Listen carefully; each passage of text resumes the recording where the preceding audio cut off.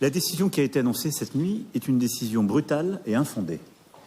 Elle est infondée parce qu'on ne corrige pas des déséquilibres commerciaux en mettant des tarifs. Et les bases de la théorie économique montrent le contraire, surtout d'ailleurs quand les déséquilibres ne prennent pas en compte les services numériques, pour ne citer qu'eux ou d'autres. C'est que l'ampleur et le caractère négatif est avant tout pour l'économie américaine. Et une chose est sûre, avec les décisions de cette nuit, l'économie américaine et les Américains, qu'il s'agisse des entreprises ou des citoyens, sortiront plus faibles qu'hier et plus pauvres. Et je pense qu'il faut le marteler.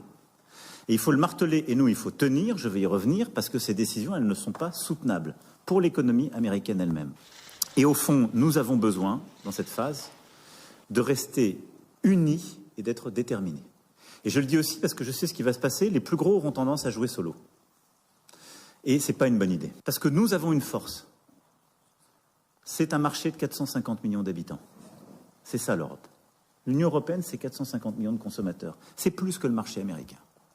Et donc, si les Européens jouent groupés, c'est-à-dire préparent la réponse, qu'elle est unifiée, qu'elle est proportionnée, mais qu'elle est réelle, mais que derrière, toutes les filières jouent de manière cohérente et qu'il y ait une vraie solidarité de filières, à ce moment-là, nous saurons avoir ce qui doit être notre objectif, qui est le démantèlement des tarifs.